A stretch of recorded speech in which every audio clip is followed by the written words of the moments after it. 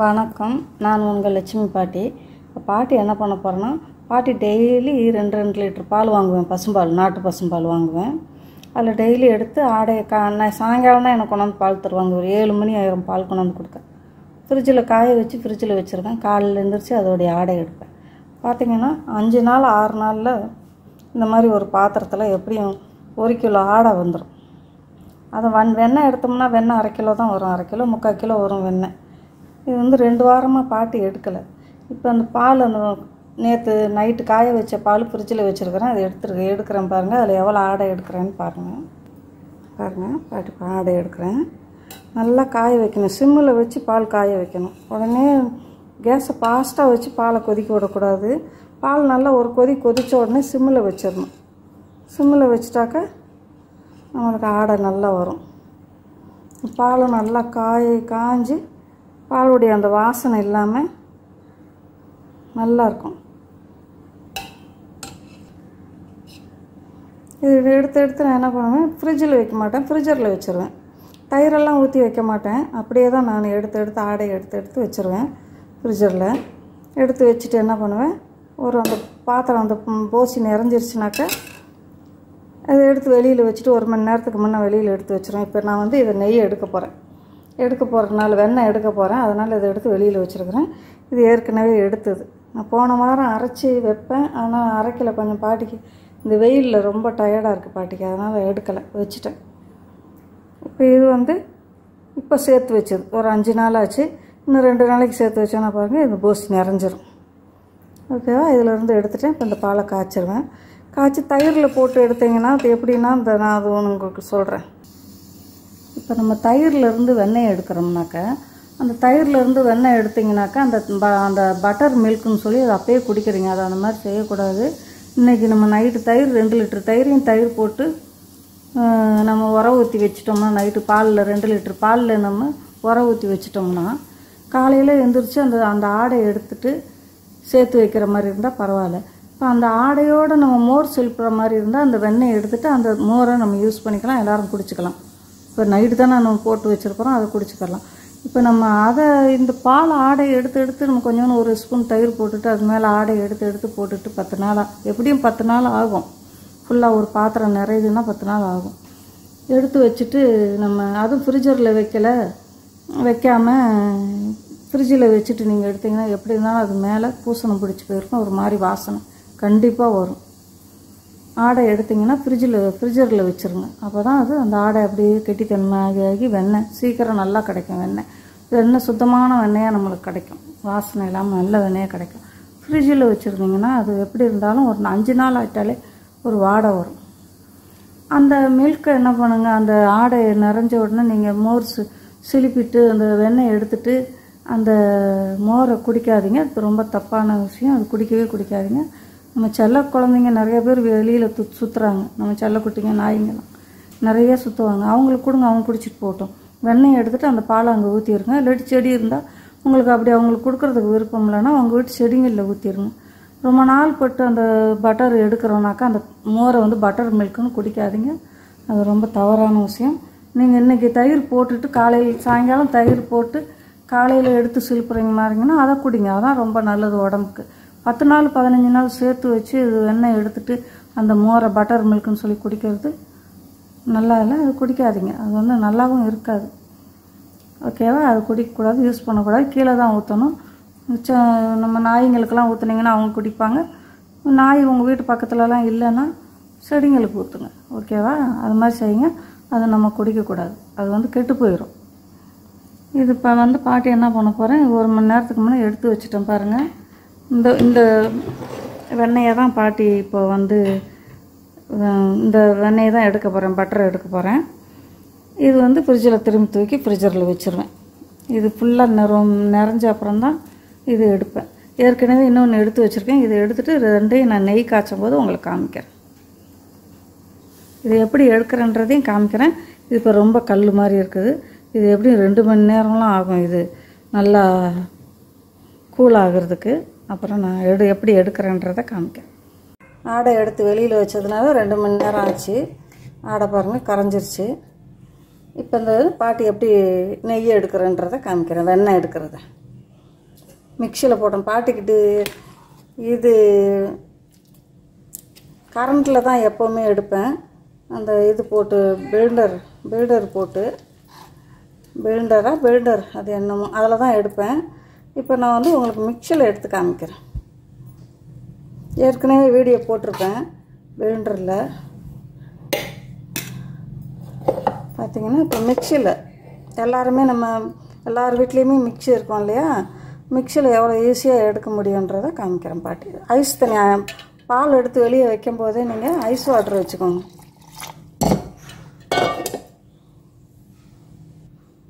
இப்போ பாட்டி மிக்சியில் ரிவர்ஸில் 2 தடவை சுற்றணும்.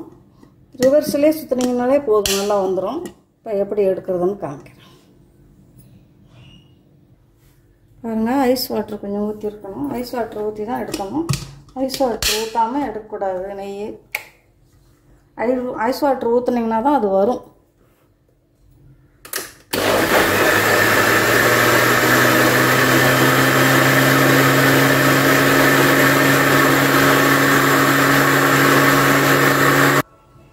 பாருங்கள் நல்லா வந்துருச்சு. எப்படி வந்துருச்சு பாருங்கள், நெய் வெண்ணெய் திரண்டு வந்துருச்சு பாருங்கள். பசும்பால் தான் வாங்குகிறேன் பாட்டி, நாட்டு பசும்பால்.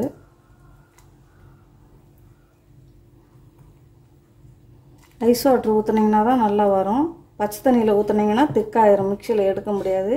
மிக்சியில் எடுக்கும்போது ஐஸ் வாட்டர் இல்லைன்னா ஐஸ் கட்டி போட்டுக்கோங்க.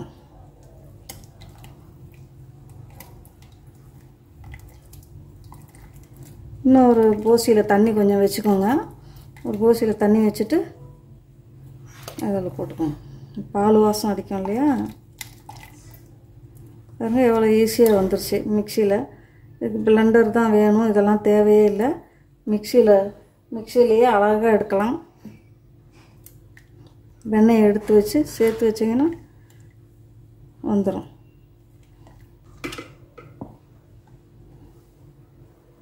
இந்த மாதிரி இன்னொரு தடவை போட்டுக்கலாம். இன்னும் கொஞ்சம் இருக்குது.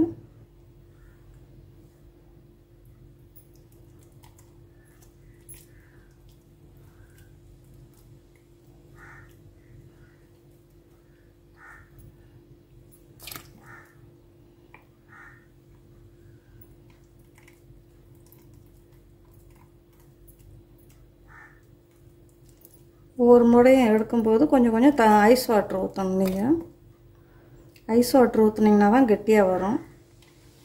அப்புறம் திரும்பி இன்னொரு ஐஸ் வாட்டர் கொஞ்சம் கீழே வச்சுட்டு கொஞ்சம் நல்லா அலசிடணும். ஏன்னா 5 நாள் 6 நாள் நம்ம வச்சுருக்குறோம் இல்லையா, இந்த பாலை வேஸ்ட்டு பண்ணாதீங்க. நம்ம நாய்க்குட்டிங்களுக்கு ஊற்றிடுங்க. இல்லாட்டி செடிங்க நாய்க்குட்டிங்களுக்கு ஊற்றுறதுக்கு உங்களுக்கு விருப்பம் இல்லைன்னா செடிங்களுக்கு ஊற்றிடுங்க. இதை யூஸ் பண்ணாதீங்க. 4-5 நாள் ஃப்ரிட்ஜில் வச்சுருந்த ஆடையோட பால், அதனால் அதை யூஸ் பண்ணக்கூடாது. பட்டர் மில்க்குனா அது எப்படி பட்டர் மில்க்குன்னா, உடனே பாலை எடுத்து ஒரு பாட்டிலில் போட்டு குளுக்கணும்னா அதில் பட்டர் வரும். அந்த பட்டர் வந்து வெண்ணெயை எடுத்துகிட்டு அந்த மில்க்கை வந்து நம்ம யூஸ் பண்ணிக்கலாம். பேன் கேக் பண்ணலாம், நம்ம வெஜிடபிள் ரைஸில் ஊற்றி போடலாம், எல்லாமே யூஸ் பண்ணிக்கலாம். ஆனால் இந்த மில்க்கெல்லாம் நீங்கள் குடிக்கக்கூடாது. நம்ம தயிர் உடனே நைட் தயிர் நிறையா போட்டு காலையில் அது மோர் சில்ப்புனாங்கன்னா மேலே வெண்ணெய் வரும். அந்த மோர் நம்ம யூஸ் பண்ணலாம். உடனே செய்கிறது தான் யூஸ் பண்ணலாம். அந்த மாதிரி 10 நாள் 5 நாள் வச்சுருக்கிற மில்கெல்லாம் யூஸ் பண்ணக்கூடாது. உடம்புக்கு ரொம்ப கேடு. குழந்தைங்களுக்கெல்லாம் கொடுத்துடாதீங்க. தப்பான பால் இது கெட்டு போயிருக்கும். ஆனால் ஃப்ரிட்ஜரில் தான் வைக்கணும், ஃப்ரிட்ஜில் வைக்காதீங்க. ஃப்ரிட்ஜில் வச்சுருந்தீங்கன்னா புசனம் பிடிச்சிரும். 5 நாளுன்றது ஒரு நாளைக்கு நம்ம வெளியில் போயிடுவோம். அப்போ அந்த பால் லேட் ஆகும். அதனால் எப்படினாலும் 10 நாள் ஆகும். ஆனால் அந்த பாலை யூஸ் பண்ணாதீங்க. நாய்ங்களுக்கு ஊற்றிருங்க, அவங்க நல்லா குடிச்சுக்குவாங்க. பார்த்திங்கன்னா எல்லாத்தையும் பாட்டி அலசி எடுத்துட்டேன். நான் மிக்சியில் இருந்து அரைச்சி எடுத்துட்டேன். இப்போ பார்த்திங்கன்னா அலசிடுறேன் பாருங்கள். இன்னொரு தண்ணி ஊற்றி இந்த தண்ணியில் நல்லா அலசுங்க. இன்னொரு தண்ணியும் ஊற்றி அலசணும். இன்னும் கொஞ்சம் ஐஸ் வாட்டர் ஊற்றி அலசணும் பாருங்க. ஒரு 1/2 கிலோ இருக்கும் எடுத்துருக்காங்க. 1/2 கிலோவுக்கு மேலே தான் இருக்கும். பார்த்திங்கன்னா பட்டர் இது 2 தடவை கழுவிட்டேன் பாட்டி. 2 தடவை கழுவியாச்சு. இது வந்து பழைய பட்டர் எடுத்து வச்சுருந்தேன் பாட்டி இந்த டிஃபனில், பழசு. அதையும் திரும்பி ஒரு தடவை கழுவிடணும். இது நம்ம 2 தடவை கழுவணும் இல்லையா, அதே மாதிரி இது எடுத்து வச்சதையும் 2 தடவை கழுவிட்டு தான் எடுத்து வச்சது. நம்ம நெய் காய்ச்சும் போதும் ஒரு தடவை இதை கழுவணும். ஏன்னா இதை எடுத்து வச்சு நான் 1 வாரம் ஆச்சு, அதனால் அப்படியே நான் நெய் காய்ச்சக்கூடாது. ஒரு தடவை அலசிட்டு காய்ச்சறது நல்லது. பாட்டி பார்த்தீங்கன்னா இந்த பாத்திரத்தில் தான் நெய் காய்ச்ச போகிறேன். இதில் எடுத்து போட்டுக்கிறேன்.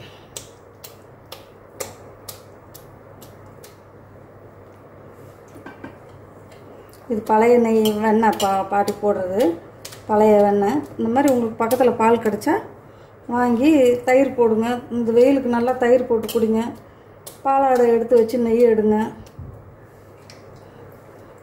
இப்போ அதெல்லாம் பசும்பால்லாம் வருது. இப்போ பாக்கெட் பாலில் கூட எடுக்கிறாங்க, நெய் வெண்ணெய் எடுக்கிறாங்க. க்ரீன் கலர் பாக்கெட்டில் எடுக்கிறாங்க. அந்த மாதிரி எடுக்க முடிஞ்சாலும் எடுத்து சேர்த்து வைங்க. இல்லை வெண்ணெய் எடுக்க உங்களுக்கு இஷ்டம் இல்லைன்னா அதை அப்படியே கலக்கி தயிர் போடுங்க. தயிர் வெண்ணெயோட மோர் நல்லா செலுப்பி குழந்தைங்களுக்கு கொடுங்க, அதுவும் நல்லது. வயிறு புண்ணு ஆற்றும். நீங்களும் மோர் நல்லா குடிக்கலாம். அந்த வெண்ணெயோடு குடிங்க, நல்லது. சும்மா இப்போ எல்லாம் டயட்டுன்ட்டு அது சரியானபடி சாப்பிட மாட்றாங்க. நல்லா சாப்பிட்டு நல்லா ஒர்க் அவுட் பண்ணாலே போதும். டயட்டில் இருந்தீங்கன்னா, சாப்பிடாமல் இருந்தீங்கன்னா சத்து இல்லாமல் போயிடும். அப்புறம் ஏதாவது நீங்கள் வேலை செஞ்சிங்கன்னா 2ஐயும் ஒன்றா போட்டுடுறேன். இப்போ நெய் காய்ச்சி போகிறேன் பாட்டி, 2ஐயும் ஒன்றா போட்டுறேன். பார்த்திங்கன்னா நெய் அடுப்பில் வச்சுட்டேன் பாருங்கள். அடுப்பு பற்ற வச்சுட்டேன். ஸ்லோவாக வச்சுக்கோங்க. அது கரையிற வரைக்கும் கொஞ்சம் மீடியமாக வச்சுக்கோங்க. ரொம்பவும் ஃபாஸ்ட்டாக வைக்காதீங்க, கருவி போயிடும். ஒரு கரண்டியை போட்டு கிளறி விட்டுக்கிட்டே இருங்க. இந்த நெய் எப்படி நான் காய்ச்சி எடுக்கிறேன்றதை உங்கள்கிட்ட காமிக்கிறேன். இந்த மாதிரி நெய் எடுத்து வச்சுக்கிட்டிங்கன்னா வீட்லேயே நல்லா ஃப்ரெஷ்ஷாக நெய் கொடுக்கலாம். இதெல்லாம் நல்ல கொழுப்பு தான், குழந்தைங்களுக்கு ஒன்றும் செய்யாது. நான் என் பேரனுக்கு தோசையெல்லாம், என் பேரன் குண்டாக இருக்கானா, அவன் வளர்ந்துட்டா நல்லா கரெக்டாக வந்துடுவான். அதுக்குன்னு குழந்தைங்களுக்கு எதுவுமே கொடுக்காம பயந்துக்கிட்டு இது கொடுத்தா கொலஸ்ட்ரால் வரும், அது கொடுத்தா ஒரு கொலஸ்ட்ராலும் வராது. குழந்தைங்கள நல்லா விளையாட விடுங்க. குழந்தைங்களுக்கு வயிற்றுக்கு சமைச்சு கொடுங்க, நல்லா சாப்பிட்டோம் வேலைக்கு. நீங்களும் நல்லா சாப்பிடுங்க. டயட்டுன்னா அதை இதையும் சாப்பிடாமல் இருக்காதீங்க, சத்து இழந்துருவீங்க. அந்த காலத்துலலாம் யார் டயட்டில் இருந்தாங்க? நல்லா தின்னுட்டு விளையாடுவோம், வேலை செய்வோம். 3 நேரம் சோறையே சாப்பிடுவோம்.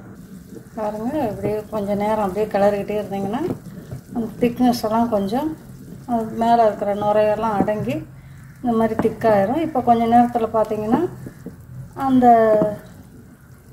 நெய் உருக ஆரம்பிச்சிடும். வெண்ணெய் அப்படியே கரைஞ்சி எல்லாமே வெண்ணெயெல்லாம் கரைஞ்சிருச்சு. இப்போ கொஞ்சம் கொஞ்சமாக திரியாக வர ஆரம்பிச்சிடும் பாருங்கள். வர ஆரம்பிக்கும் போது நெய் வர ஆரம்பிச்சிடும் பாருங்கள். கொஞ்சம் கொஞ்சமாக நெய் வர ஆரம்பிக்குது பாருங்கள். இது இப்படியே கிளறிக்கிட்டே இருந்தீங்கன்னா இப்படியே நீங்கள் ரொம்ப நேரம் நிற்க வேண்டாம். கேஸை ஸ்லோவாக வச்சுட்டு கூட நீங்கள் வேறு வேலையை பார்க்கலாம். கேஸை ஃபாஸ்ட்டாக வச்சுட்டு சீக்கிரம் ஆகணும்னு நினச்சிங்கன்னா நீங்கள் பக்கத்துலேயே தான் நிற்கணும். கேஸை ஸ்லோவாக வச்சுட்டு சிம்மில் வச்சுட்டு நீங்கள் வேறு வேலையை பார்த்துட்டு அதில் உள்ள ஒரு கரண்டி ஒன்று போட்டிங்கன்னா அதை அப்படியே கொதித்து அழகாக வரும், அடி பிடிக்காது. இந்த டிப்ஸு பாட்டி தரேன் பாருங்கள். அப்படியே பக்கத்துலேயே நின்று கிளறக்கூடாது, கிண்டிக்கிட்டே இப்படியே இருக்க வேண்டாம். அதனால் அப்படியே விட்டிங்கன்னா அடி பிடிச்சிடும். ஸ்லோவாக கேஸை வச்சுட்டு நீங்கள் ஒரு கரண்டி அது உள்ளே போட்டிங்கன்னா அடி பிடிக்காது. அதை அப்படியே கொதிச்சுக்கிட்டே இருந்து அழகாக வந்துடும். அதனால் இப்போ இன்னும் ஒரு 5 நிமிஷத்தில் நெய் ஆயிடும் பாருங்கள். வெண்ணெய் எல்லாம் கரைஞ்சிருச்சு பாருங்கள். கொஞ்சம் திரியாக வருது இல்லையா, அது நல்லா சிகப்பு கலராக வந்துடணும். செம்மண் கலரில் அது வந்தோடனே ரொம்ப கருக விடக்கூடாது. கருக விட்டால் நெய்யோட வாசனை போயிடும். அது செம்மண் கலரில் வந்த உடனே நம்ம எடுத்துக்கலாம். இப்போ இந்த ஸ்டேஜில் என்ன பண்ணுங்க, கொஞ்சம் கல் உப்பு போடுங்க. எல்லாம் கரைஞ்ச அப்புறம் ரொம்ப போடக்கூடாது, ஒரு 3 பிஞ்சு கல் உப்பு. அது போட்டிங்கன்னா என்னென்னா நெய் கொஞ்சம் நல்லா வாசனையாக இருக்கும். நெய் தண்ணி பட்டால் கூட ஒரு சொட்டு தண்ணி போடும். நம்ம கையில் எடுக்கும்போது திடீர்னு நம்ம இல்லாதபோது குழந்தைங்க எடுத்தாங்கன்னா கூட உங்கள் கையில் ஸ்பூனில் தண்ணி இருக்கும். அதனால் பூசணம் பிடிக்காது. நெய் அப்படியே நல்லாயிருக்கும். நெய் நல்லா கொதித்து வருது பாருங்கள். இதெல்லாம் கீழே தங்கிக்கிறோம். கீழே இறங்கும்போது என்ன பண்ணுங்கள், இந்த திரியாக வருது இல்லையா, அது போய் கீழே தங்கிக்கிறோம். ஆனால் தங்க விடக்கூடாது, நம்ம கிளறிக்கிட்டே இருக்கணும். இந்த சமயம் தான் கிளறிக்கிட்டே இருக்கணும். அந்த சமயத்தில் முருங்கை தலை வச்சுருக்கேன் பாருங்கள், நல்லா கழுவிட்டு வச்சுருக்கிறேன். இந்த தலையை இந்த சமயம் போட்டுக்கோங்க.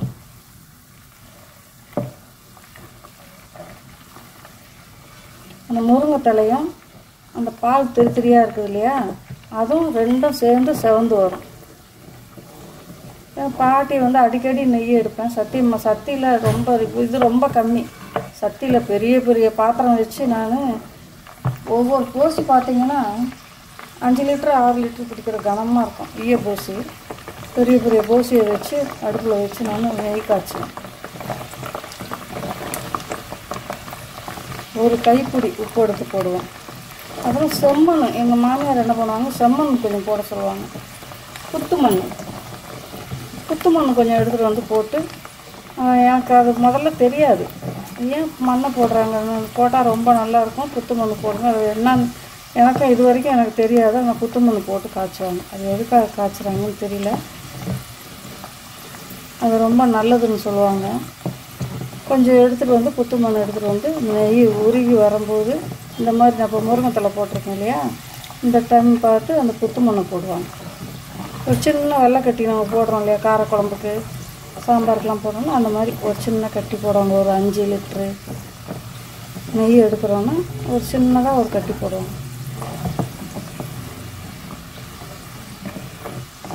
பாருங்கள், நெய் ரெடி ஆயிடுச்சுன்னா அப்படி பொங்கி வரும். ஃபுல்லாகவே எல்லாமே கரைஞ்சி நல்லா வந்து நெய் ரெடி ஆயிடுச்சுன்னா இந்த மாதிரி பொங்கி வரும். இந்த சமயம் நீங்கள் கை விடாமல் கிளறணும். பொங்கும்போது கேஸ் ஆஃப் பண்ணிடுங்க. இல்லாட்டி பொங்கி நிற்கவே நிற்காது, மேலே வந்துடும். நான் கேஸ் ஆஃப் பண்ணிடுறேன் பாட்டி.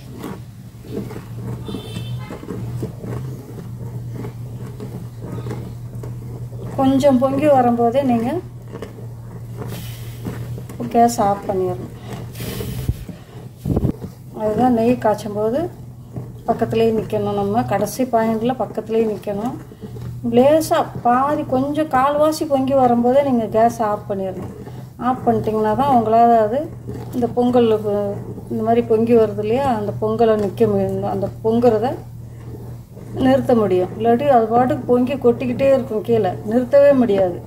நெய் காய்ச்சறதுலேயும் ஒரு இது இருக்குது. எல்லாம் சும்மா சாதாரணமாக எல்லாமே பண்ணிட முடியாது. நெய் காய்ச்சதுலேயும் ஒரு பக்குவம் இருக்குது. லேசாக அந்த இது நான் சொன்னேன் இல்லையா, உங்களுக்கு சிகப்பு கலராக திரண்டு வரோன்ட்டு, இது பொங்குற அளவுக்கு நீங்கள் விட வேணாம். சிகப்பு கலராக அந்த திரண்டு வரும்போது செம்மண் கலரில் வரும்போது நீங்கள் ஆஃப் பண்ணிடுங்க கேஸை. பொங்குற அளவுக்கு விட்டிங்கன்னா உங்களுக்கு தெரியாது. அதனால் இப்போ எனக்கெல்லாம் பழக்கம் இருக்குது, அதனால் பொங்குற அளவுக்கு பாட்டி விட்டுருவேன். அது பொங்குற எப்படி கட்டுப்படுத்துறதுன்னு எனக்கு தெரியும். சீக்கிரத்தில் அது கேஸை ஆஃப் பண்ணிவிட்டு இப்படியே கிளறி விட்டுக்கிட்டே இருந்தோம்னா அது இதாகிடும். அப்படியும் அதை மீறி கூட பொங்கி கொட்டும். ஒரு பாத்திரம் ரொம்ப சூடாக கொஞ்சம் அகலமாக பெரிய பாத்திரமாக வச்சுக்கோங்க. பாட்டி இப்போ இது வந்து 1 லிட்டர் நெய் தான் வரும். 1 லிட்டர் நெய்க்கு மேலேயே வரும் இதில். அதனால் இன்னும் கொஞ்சம் பெரிய பாத்திரமாக வச்சுக்கிறோம். அடிகனமான பாத்திரம் தான் வைக்கணும், மெலிஸ் பாத்திரம் வைக்கக்கூடாது. வெண்ணெய் நிறையா எடுக்கிறீங்கன்னா ஒரு 1.5 கிலோ வெண்ணெய் 2 கிலோ வெண்ணெய் எடுக்கிறீங்கன்னா கொஞ்சம் பெரிய பாத்திரம் வச்சுக்கோங்க. சேர்த்து வச்சு எல்லாம் ஒன்றா உருக்குறீங்கன்னா பெருசாக வச்சுக்கோங்க. இந்த மாதிரி லாஸ்ட்டில் எல்லாம் முடிஞ்சு நெய் கரெக்டாக எல்லாம் வந்த உடனே பொங்கி வரும். அப்படி பொங்கி வந்தால் தான் நெய் நல்லாயிருக்கும்.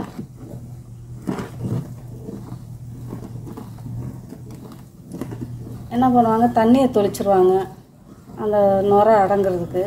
நான் அதெல்லாம் தொளிக்க மாட்டேன், அப்படியே கேஸை ஸ்லோ பண்ணிடுவேன்.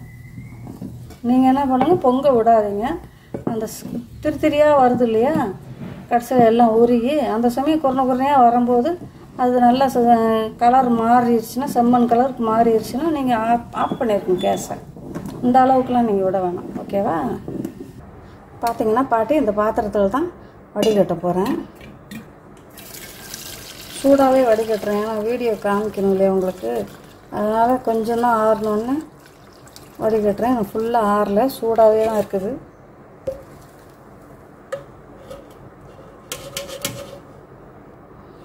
பார்த்தீங்கன்னா கொஞ்சம் தான் இருக்குது. பார்த்தீங்களா அதோடைய இது எப்படி செவந்து வந்திருக்குது பாருங்கள். இந்த மாதிரி தான் செவந்து வரணும். பாலை நல்லா நம்ம எடுத்துட்டோம்னா க்ளீனாக நம்ம மிக்சியில் போட்டு அரைச்சி சுத்தமாக எடுத்தோம்னா இந்த மாதிரி கொஞ்சம் தான் நிற்கும். அந்த சிகப்பாக இருக்கு இல்லையா, அது நல்லா நம்ம சரியான பொடி வடிகட்டில் நம்ம மிக்சியில் போட்டு நல்லா அடிக்கலை, கொஞ்சம் இதாக நிறையா இருந்துச்சுனாக்கா இது நிறையா வரும்.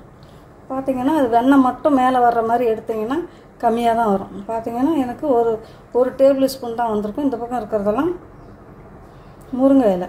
ஏன்னா 1 லிட்டருக்கு கொஞ்சம் தான் கம்மியாக இருக்கும். இந்த பாத்திரம் 1.5 லிட்டர் பாத்திரம். அதுங்க எப்படி நெய் வந்திருக்கு பாருங்க. நல்லா பியூர் நெய், நம்ம வீட்டிலையே எடுத்த நெய். எப்படியும் நான் 15 நாளைக்கு ஒரு தடவை எடுப்பேன். வாரம் என்னால் எடுக்க முடியாது. அதுவும் இந்த வெயிலுக்கு கிச்சனில் நிற்கிறது ரொம்ப கஷ்டமாக இருக்குது. அதனால் இப்போ ஒரு 15 நாளைக்கு ஒரு தடவை தான் எடுப்பேன்.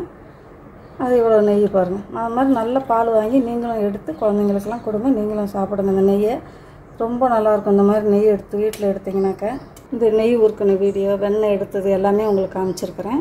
இந்த வீடியோ உங்களுக்கு பிடிச்சிருந்ததுன்னா பாட்டிக்கு லைக் பண்ணுங்கள், ஷேர் பண்ணுங்கள், கமெண்ட் பண்ணுங்கள். உங்களுக்கு இந்த வீடியோ ரொம்ப பிடிச்சதுன்னா பாட்டிக்கு சப்ஸ்கிரைப் பண்ணுங்கள். தேங்க்யூ. உங்கள் ஃப்ரெண்ட்ஸுக்கெலாம் ஷேர் பண்ணுங்கள். பாட்டி இன்னொன்று உங்கள்கிட்ட காமிக்கிறேன் இருங்க. ஃப்ரிட்ஜில் அது இங்கே வச்சுருக்கேன் பார்த்தீங்களா, ஃப்ரிட்ஜரில் எல்லாமே வெண்ணெய் தான் பாருங்கள். அதுவும் வெண்ணெய் தான். அதில் ஒரு ஸ்பூனை போட்டு வச்சுருக்கிறேன். இது பாருங்கள், இதுவும் வெண்ணெய் தான். இது பாருங்கள், அதுவும் வெண்ணெய் தான். அது இப்போ கொஞ்ச நாள் இந்த வெயிலுக்கு பாட்டி கிச்சனில் நிற்காதனால பாட்டி எடுக்கலை. இது இன்னையிலேருந்து இதில் எடுத்து வச்சுருக்கிறேன். பாட்டி இதெல்லாம் உங்கள் கூட ஷேர் பண்ணிக்கணும்னு பாட்டிக்கு ஆசை. ஏன்னா உங்களுக்கும் இதெல்லாம் ஆசை வரணும் இல்லையா. ஆஹா, பாட்டியே இந்த மாதிரி எடுக்கிறாங்களே, நம்மளும் இந்த மாதிரி பால் வாங்கி இந்த மாதிரி வெண்ணெய் எடுக்கலான்னு உங்களுக்கும் ஆசை வரும் இல்லையா. அதனால தான் பாட்டி இதெல்லாம் உங்கள்கிட்ட ஷேர் பண்ணிக்கிறேன். ஓகேவா? தேங்க்யூ.